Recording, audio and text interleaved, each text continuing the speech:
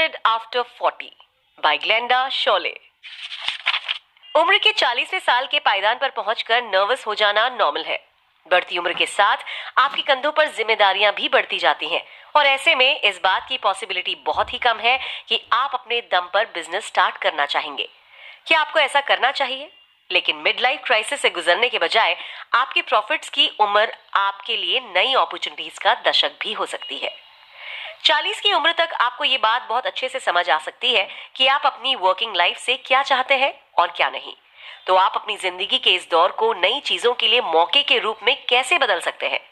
इस समरी में हम इसी पर तो बात करने वाले हैं। यहाँ आप बिजनेस शुरू करने के स्टेप बाय स्टेप तरीके जानेंगे, जिससे आपका कॉन्फिडेंस डेवलप होगा और आप अपने खुद के बॉस बनकर अपनी एवरीडे लाइफ में कुछ मीनिंगफुल काम कर सकेंगे। अपना आइडियल कस्टमर ढूंढने, प्रोडक्ट की कीमत तय करने से एक रेप्यूटेड ब्रांड बनने तक, ये समरी आपको अपनी जिंदगी के दूसरे पड़ाव में बिजनेस शुरू करने के लिए गाइड करेगी। इस समरी में आप जानेंगे कि क्यों आपका ब्रांड एक आइसबर्ग की तरह है, कैसे आप सही और जरूरी लोगों को हायर कर सकते हैं और किस तरह की प्राइसिंग स्ट्रैटेजी का इस्तेमाल कर सकते हैं। तो चलिए शुरू करते हैं। 1992 में बिजनेस कंसल्टेंट शोले और इस किताब के ऑथर परफेक्ट रिज्यूमे बनाने में लोगों की मदद करके, पढ़ाकर और ट्रेड मैगजीन के लिए आर्टिकल लिखकर ठीक ठाक पैसा कमा रही थी। उनके ये सारे काम फ्रीलांस थे। फ्रीलांसर होने के बावजूद शोले ने अपना खुद का बिजनेस क्यों नहीं स्टार्ट किया था? क्योंकि उन्हें मालूम नहीं था कि वो ऐसा क्यों करे। शोले भी बिजनेस उन्हीं वजह से स्टार्ट करना चाहती थी जिस वजह से हम में से ज्यादातर लोग करते हैं। उन्हें अपनी फैमिली को फाइनेंशियली सपोर्ट करना था और वो अपनी लाइफ में सिर्फ फैमिली एक्टिविटीज नहीं चाहती थी। हालांकि ये वजह वैलिड तो थी, लेकिन उनके बिजनेस के नींव के लिए अच्छी नहीं थी। आपके प्रोडक्ट और कीमत के अलावा एक और वजह से कस्टमर्स आपकी कंपटीशन के बजाय आपको चुन सकते हैं, और वो वजह है उनका आपके बिजनेस के पीछे की वजह से रिलेट कर पाना। शॉली अपनी फैमिली को फाइनेंशियली सपोर्ट करना चाहती थी, लेकिन ये वजह कस्टमर को उन्हें सपोर्ट करने के लिए कैसे इंस्पायर कर सकती थी। मिसाल के तौर पर साइकोथेरेपिस्ट को ही ले लीजिए। उसके काम के पीछे की वजह कस्टमर को पेन फ्री जिंदगी जीने का मौका देती है। ये वजह एक तरह की मोटिवेशन है जिसे वो अपने कस्टमर के साथ शेयर करती है, और इसी शेयर्ड गोल की वजह से कस्टमर इस साइकोथेरेपिस्ट को बाकी साइकोथेरेपिस्ट के मुकाबले आगे बढ़ता हुआ देखना चाहेंगे। जब आपको अपने काम के पीछे की वजह मालूम रहेगी तो आपको पता रहेगा कि किस काम को हाँ कहा जाए और किसको नहीं। काम के पीछे की वजह से ही उस साइकोथेरेपिस्ट को यह समझने में मदद मिलेगी कि उसे कौन सा काम लेना चाहिए और कौन सा काम बेहतर है कि दूसरे ही करें। इस तरीके से साइकोथेरेपिस्ट के फ्रेंड्स और प्रोफेशनल नेटवर्क को मालूम होगा कि किस तरह के क्लाइंट को ही उनके पास भेजना चाहिए। वहीं दूसरी तरफ शॉली के पास काम को करने की कोई खास वजह नहीं थी। जिस भी काम से उसे अच्छे पैसे मिल जाते वो उस काम को हाँ कर देती। उसके प्रोफेशन के लोगों को मालूम ही नहीं था कि वो किस तरह के काम में स्पेशलाइजेशन रखती है और किस तरह के क्लाइंट उसके पास भेजने चाहिए। इस प्रॉब्लम को समझकर शॉली ने अपने काम को स्पेसिफिक बना लिया और अब उसके काम के पीछे की वजह लोगों को अपना खुद का बिजनेस खड़ा करने में मदद करती है। अपने काम के पीछे की वजह जानने के लिए एक्सप्लोर करना शुरू कीजिए कि आप किन चीजों को लेकर पैशनेट हैं और कौन सी यूनिक स्ट्रेंथ आपके अंदर है। अक्सर लोग इस तरह के सवालों का जवाब अकेले ही ढूंढने की कोशिश करते हैं, लेकिन अपनी फैमिली और फ्रेंड्स से इस बारे में पूछना हेल्पफुल हो सकता है, क्योंकि कभी कभी हम अपने अंदर की स्ट्रेंथ को नोटिस नहीं कर पाते, जबकि हमारे आसपास रहने वाले लोग इसे समझ जाते हैं। अगर आप बिजनेस की कुछ बुनियादी बातें समझ लेंगे तो आप वो गलतियां नहीं करेंगे जो अक्सर लोग करते हैं। एक बार आपको बिजनेस खड़ा करने की कोई सॉलिड वजह मिल जाए तो फौरन अपना वेंचर स्टार्ट कर देने का मन होता है, लेकिन उससे पहले आपको एक अच्छे बिजनेस के कुछ बुनियादी प्रिंसिपल्स समझ लेने चाहिए। जब आप शुरुआत कर रहे हो तो लोगों को अपने काम की तरफ अट्रैक्ट करना अच्छा आइडिया लग सकता है, क्योंकि जब लोग आपके प्रोडक्ट और सर्विस को पसंद करेंगे तो आपके पास खुद ब खुद बहुत सारे कस्टमर्स हो जाएंगे, है ना? नहीं, ये एक ऐसी मिस्टेक है जो अक्सर लोग करते हैं। लोगों को अपीज करने की अपनी ख्वाहिश के बावजूद आपको हर किसी को सेल करने की कोशिश नहीं करनी चाहिए, क्योंकि कोई भी चीज हर किसी को नहीं पसंद आती। एग्जाम्पल के लिए अपना शॉपिंग टेस्ट ही ले लीजिए। आप कुछ पर्टिकुलर स्टोर्स और ब्रांड की ही चीजें पसंद करते हैं, और जब भी आपको कुछ चाहिए होता है आप इन्हीं के पास आते हैं। किसी दूसरे की तरफ तो आप नजर उठाकर देखना भी पसंद नहीं करते। आपके आसपास मौजूद आपके दोस्त, पेरेंट्स, हर किसी का अपना अलग टेस्ट है। आप ऐसा कोई भी प्रोडक्ट नहीं ढूंढ पाएंगे जो हर किसी को पसंद हो। और अगर आप ऐसा कोई प्रोडक्ट क्रिएट भी करना चाहते हैं तो आखिर में ऐसा कुछ बना देंगे जो किसी को भी पसंद नहीं आएगा। इसीलिए अपना प्रोडक्ट किसी खास ग्रुप ऑफ पीपल के लिए बनाने से मत डरिए, क्योंकि यही एक तरीका है जिससे कुछ खास कस्टमर्स को अपनी तरफ खींचा जा सकता है। दूसरी एक और कॉमन गलती ये है कि लोगों को लगता है कि कस्टमर्स को जिस चीज की जरूरत होगी वो उस चीज को खरीदेगा ही। ये एकदम बेवकूफी वाली बात लगती है कि अपने कस्टमर्स को वो ऑफर ना किया जाए जिसकी उसे जरूरत है, या अपने प्रोडक्ट को कस्टमर की जरूरत के हिसाब से मार्केट ना किया जाए। लेकिन ये सही है, रियल वर्ल्ड में लोग वो नहीं खरीदते जिसकी उन्हें जरूरत है, बल्कि वो खरीदते हैं जो उन्हें पसंद आता है। असल में कभी कभी तो हम वो चीजें नहीं खरीदते जिनकी हमें जरूरत है, क्योंकि वो हमें एक्साइटिंग ही नहीं लगती। अब आप उन्हीं चीजों के बारे में सोच लीजिए जो आपने हाल फिलहाल खरीदी है। क्या आपको उनकी जरूरत थी या फिर आपने पसंद की वजह से उन्हें खरीद लिया? इसलिए एक बिजनेस ओनर के तौर पर आपको अपने प्रोडक्ट को जरूरी ही नहीं बल्कि ऐसा बनाना है जिसे लोग पसंद करें और खरीदना चाहें। और आखिरी बात यह है कि कभी ये मत सोचिए कि अपने बिजनेस को जिंदा रखने के लिए आप अपने लॉयल कस्टमर्स पर डिपेंडेंट रह सकते हैं, चाहे आपने कितनी अच्छी सर्विस क्यों ना दी हो। ऐसा इसलिए है क्योंकि हर बिजनेस रिपीट बिजनेस नहीं होता। अगर आप ऐसा कोई बिजनेस चला रहे हैं जो लोग रेगुलर बेसिस पर खरीदते हैं, जैसे कि फूड, कपड़े या ब्यूटी प्रोडक्ट्स, तब तो वो लगातार आपके स्टोर विजिट करते रहेंगे। लेकिन अगर आप कुछ ऐसा बेच रहे हैं जो इतना फ्रीक्वेंटली इस्तेमाल नहीं होता, जैसे कि वेडिंग प्लानिंग वगैरह, तो आपको लगातार नए कस्टमर्स की तलाश में रहना होगा। अपने आइडियल कस्टमर्स को ढूंढिए और पता कीजिए कि वो आपके बिजनेस के बारे में क्या सोचते हैं। अब आप जानते हैं कि कौन सी कॉमन गलतियां नहीं करनी है। चलिए अब आइडियल कस्टमर के बारे में बात करते हैं। आपके आइडियल कस्टमर वो लोग होते हैं जिनको ध्यान में रखकर आपने अपना बिजनेस खड़ा किया है। जब आप अपना आइडियल कस्टमर आइडेंटिफाई करने की कोशिश कर रहे हो तो आपको अपने नीश का पता होना चाहिए जो कि बहुत स्पेसिफिक और बहुत डीप हो। मिसाल के तौर पर माँ को ले लीजिए। माँ एक नीश है, लेकिन ये पता करना कि दुनिया में कितनी माएँ हैं ये तो बहुत बड़े लेवल की बात हो जाएगी। लेकिन अगर उस बिजनेस के बारे में बात की जाए जिसका मकसद 3 महीनों तक के बच्चों वाली माओं की प्रॉब्लम सॉल्व करना है, तो अपने नीश को इस तरह स्पेसिफिक रखने का मतलब है कि आप अपने टारगेटेड कस्टमर के हिसाब से अपने बिजनेस की लैंग्वेज बिल्ड कर सकते हैं। आप ऐसी जगह पर एडवर्टाइजमेंट कर सकते हैं जहां पर आपका ये टारगेट कस्टमर मौजूद हो, चाहे ऑनलाइन हो या ऑफलाइन। मिसाल के तौर पर कोई ऐसा लोकल कैफे जहां पर पेरेंट्स आते हो, या फिर कोई ऑनलाइन पेरेंटिंग फोरम। 3 महीने तक के बच्चों वाली माओ को नीश बनाना सिर्फ स्पेसिफिक नहीं है बल्कि डीप भी है। सिर्फ यूनाइटेड किंगडम में ही हर साल 7 लाख औरतें बच्चों को जन्म देती हैं। एक डीप नीश होना इसलिए फायदेमंद है क्योंकि अगर आप लोगों को अपीज कर लेते हैं तो आपके पास लगातार कस्टमर आते रहेंगे। इससे पहले कि आप किसी पर्टिकुलर ग्रुप को अपना आइडियल कस्टमर मान लें, एक और काम किया जाना चाहिए।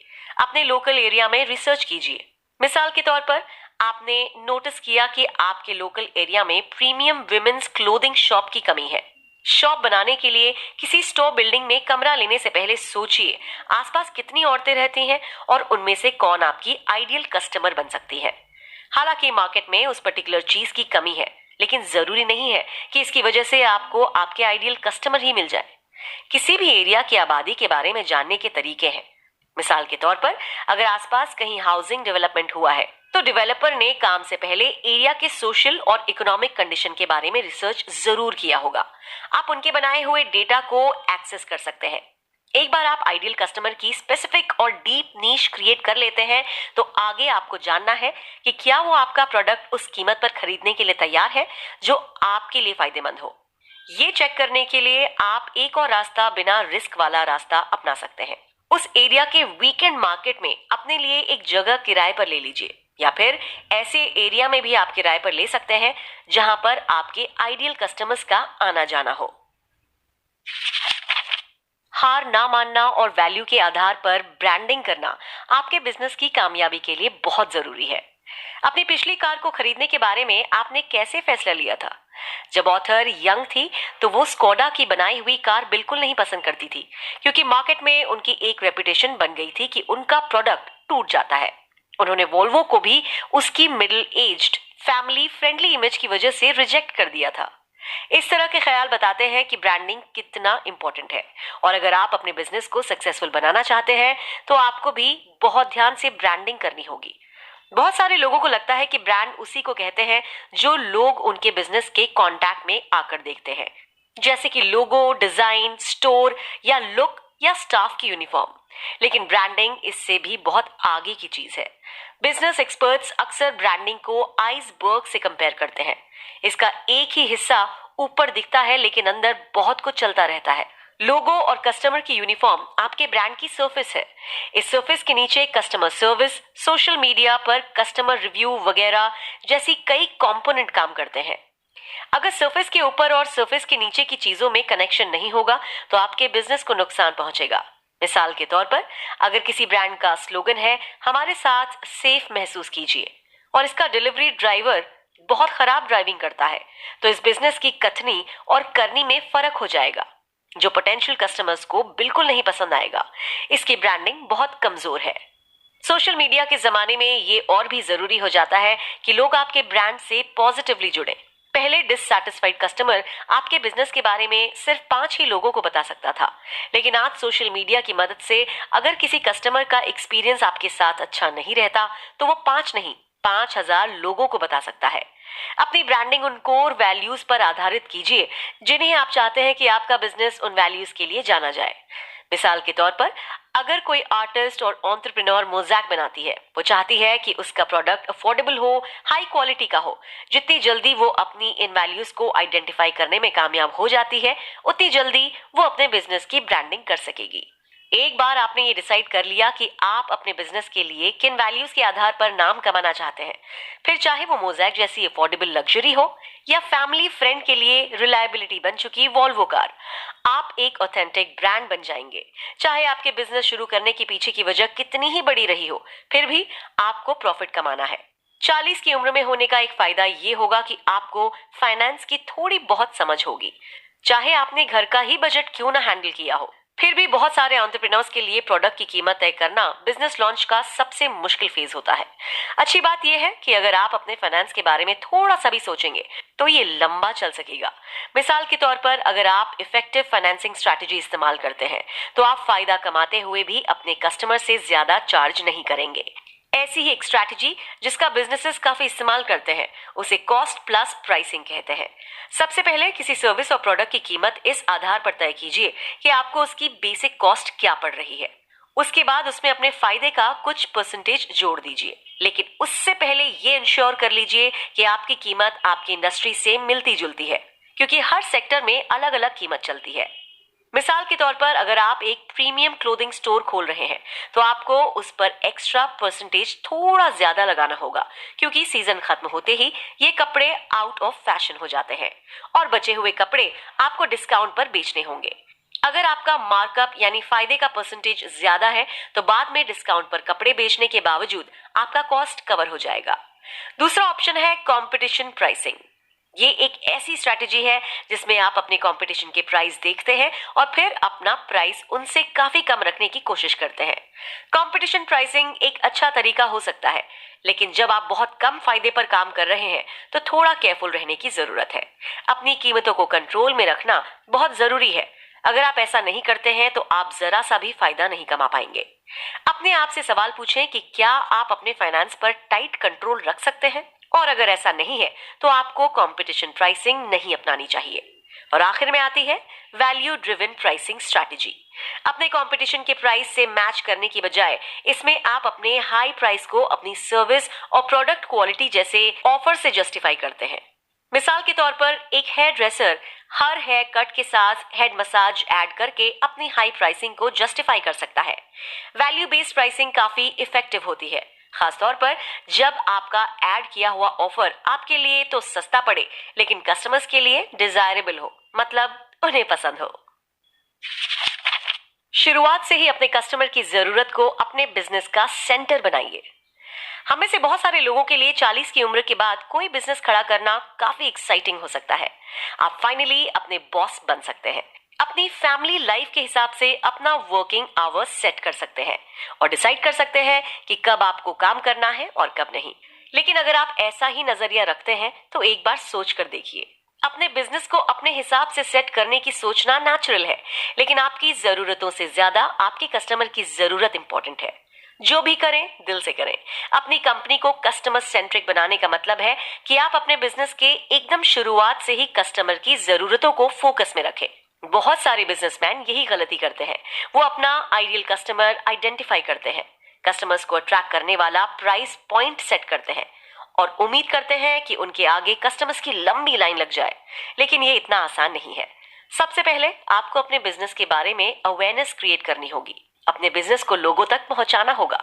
कस्टमर सेंट्रिक तरीके से ऐसा करने के लिए उन प्रॉब्लम के बारे में सोचिए जिनका सामना आपका आइडियल कस्टमर कर रहा है। आपका बिजनेस इस प्रॉब्लम को कैसे सॉल्व कर सकता है? सबसे पहले तो आप ऐसा सोल्यूशन ऑफर कर सकते हैं जिसके बारे में आपके कस्टमर्स ने सोचा भी ना हो। अगर आप आयनिंग सर्विस चलाते हैं तो मान लीजिए कि आपने अपना आइडियल कस्टमर उन मदर्स को चुना है जो अपने घर और बच्चों का ख्याल रखते हुए फुल टाइम जॉब में है। मुमकिन है कि इस तरह की औरतें अपना स्ट्रेस कम करने का कोई सोल्यूशन ढूंढ रही होंगी और इसके लिए उन्होंने गूगल भी किया होगा। वहीं ये भी हो सकता है कि अपने स्ट्रेस को कम करने के लिए उन्होंने आयनिंग सर्विस को कंसिडर ही ना किया हो और आपका बिजनेस उनकी बहुत हेल्प कर सकता है। इस तरह की मदर्स का अटेंशन ग्रैब करने के लिए इंश्योर कीजिए कि आपका ऑनलाइन प्रेजेंस है और वहां पर उनकी प्रॉब्लम को ऐसे डिस्क्राइब कीजिए जो उन्हें अच्छे से समझ आ जाए। उसके बाद उन्हें इस प्रॉब्लम का सोल्यूशन ऑफर कीजिए। आप उनसे कुछ यूं कह सकते हैं, इतने सारे काम की वजह से आपको स्ट्रेस हो रहा है और रातों को नींद नहीं आ रही। हमसे आयनिंग कराकर अपना स्ट्रेस लेवल कम कीजिए। इस तरीके से आप अपने बिजनेस को अपने आइडियल कस्टमर तक कुछ यूं पहुंचाते हैं जो उसकी प्रॉब्लम और उसकी जरूरतों को सेंटर में रखे।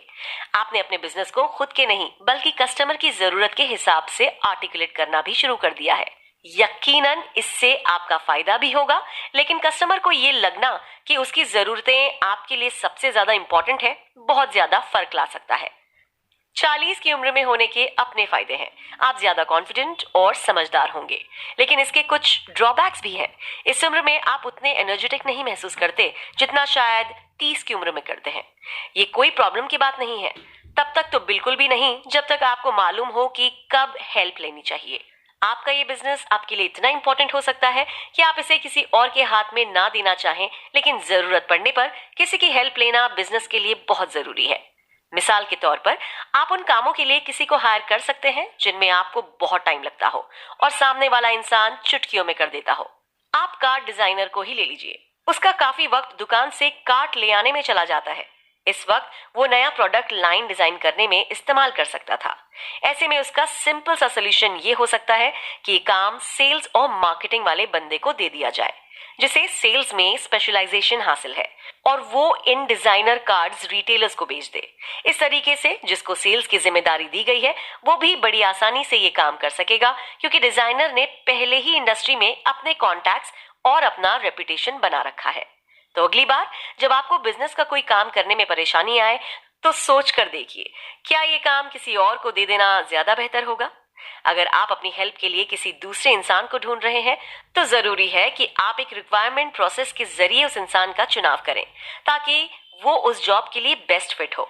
अक्सर लोग कोई भी वर्कर एक ट्रेडिशनल इंटरव्यू प्रोसेस से चुनते हैं, लेकिन ये थोड़ा ट्रिकी हो सकता है। इंटरव्यू के दौरान किसी की कम्युनिकेशन स्किल से इंप्रेस हो जाना बहुत आसान है, मगर हो सकता है कि प्रैक्टिकली उस इंसान को जरूरी स्किल्स आती ही ना हो। आपसे ये गलती ना हो, इसलिए कंसिडर कीजिए कि एम्प्लॉयज को किस तरह के काम करने होंगे। मिसाल के तौर पर अगर एम्प्लॉयज को फोन पर कस्टमर से बात करनी है तो आप उसका टेलीफोनिक इंटरव्यू लेकर देख सकते हैं कि वो टेलीफोनिक कॉन्वर्सेशन में कैसा है।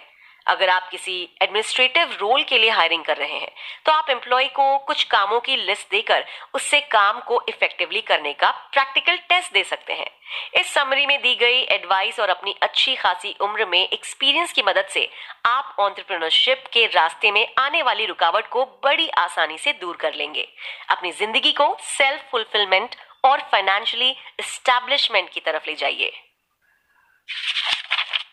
कुल मिलाकर किसी भी उम्र में बिजनेस स्टार्ट करने के लिए आपको क्लियर पर्पस, अच्छी फाइनेंशियल स्ट्रैटेजी और कस्टमर अंडरस्टैंडिंग की जरूरत होती है।